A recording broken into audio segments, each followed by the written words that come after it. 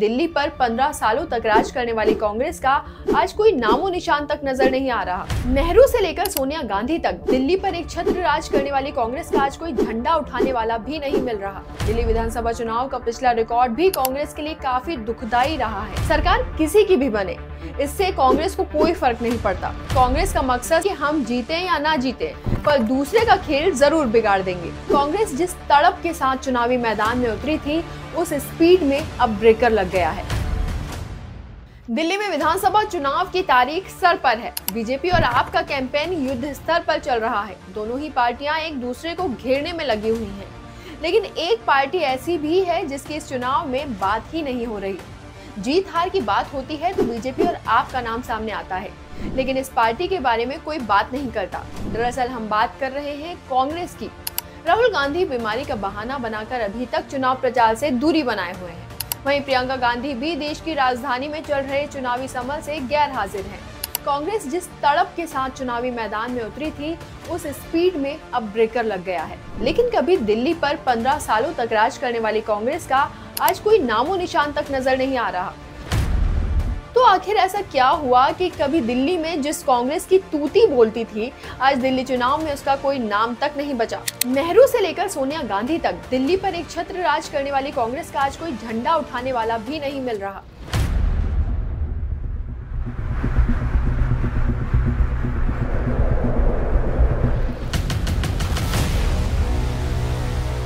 यहाँ तक कि पार्टी के अंदरूनी सर्वे में भी कांग्रेस को सिर्फ 12 सीटें मिलती नजर आ रही हैं। कांग्रेस में लोकसभा चुनाव के बाद से ही राहुल गांधी को जननायक के तौर पर प्रेजेंट किया जा रहा है, लेकिन हरियाणा और महाराष्ट्र विधानसभा चुनाव ने उनकी इमेज पर ऐसा डेंट मारा है कि वो उससे उबर ही नहीं पा रहे हैं। ऐसे में कांग्रेस नहीं चाहती कि अब तक 90 चुनाव हार चुके राहुल गांधी को एक बार फिर से दिल्ली में करारी हार का मुंह देखना पड़े। दिल्ली विधानसभा चुनाव का पिछला रिकॉर्ड भी कांग्रेस के लिए काफी दुखदायी रहा है। दिल्ली के पिछले 2 विधानसभा चुनाव में कांग्रेस का सुपड़ा पूरी तरह साफ हो गया था।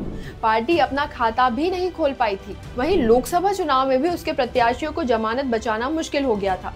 पिछले विधानसभा चुनाव में कांग्रेस का वोट शेयर भी गिरकर 4.26% पर आ गया था। लंबे वक्त से कांग्रेस कवर करने वाले पत्रकार आदेश रावल बताते हैं कि दिल्ली के विधानसभा चुनाव में राहुल गांधी के निशाने पर अरविंद केजरीवाल है। लग रहा है कि कांग्रेस चुनाव को भूलकर पूरी तरह से आप को टारगेट करने में लगी हुई है। कांग्रेस ने 12 से 15% वोट हासिल करने का लक्ष्य रखा है, ताकि पार्टी अपने पैरों पर खड़ी हो सके और सत्तारूढ़ पार्टी को हराया जा सके। सरकार किसी की भी बने, इससे कांग्रेस को कोई फर्क नहीं पड़ता।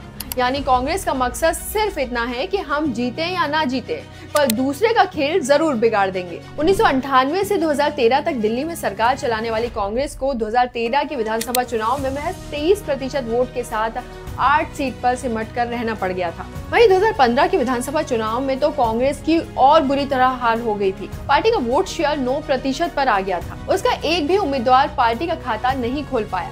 वहीं 2020 के चुनाव में भी पार्टी का आंकड़ा नील बटे सन्नाटा रहा। ऐसे में सवाल उठता है कि आखिर दिल्ली में शीला दीक्षित के इतने विकास करवाने के बाद भी कांग्रेस की ऐसी हालत क्यों हुई? दरअसल शीला दीक्षित ने दिल्ली के मुख्यमंत्री रहते हुए रिकॉर्ड तोड़ काम किए। मेट्रो का जाल बिछाया, सड़कें दुरुस्त करवाई, डीटीसी बसें चलवाई, पानी और शिक्षा के क्षेत्र में भी काम किया। लेकिन केंद्र में कांग्रेस ने नीरा Radia, 2G, 3G, coal block और जीजाजी तक इतने घोटाले किए कि केंद्र के साथ साथ दिल्ली की सरकार भी पूरी तरह से बदनाम हो गई। रही सही कसर अन्ना आंदोलन ने पूरी कर दी। हालात इतने बुरे हो गए कि खुद मुख्यमंत्री शीला दीक्षित को भी विधानसभा चुनाव में करारी हार का मुंह देखना पड़ गया था। इसके बाद भी कांग्रेस के लिए कुछ नहीं बदला। पत्रकार जयेंद्र कुमार कहते हैं कि कांग्रेस आलाकमान में ठंडे प्रचार अभियान से असंतुष्टि और नाखुशी है। आलाकमान ने पहले हफ्तों तक दिल्ली से जुड़े अपने कार्यक्रम टाले। खुद सोशल मीडिया पर चुनावी गारंटियों का प्रचार नहीं किया। एक अहम प्रेस कॉन्फ्रेंस रुकवाई गई।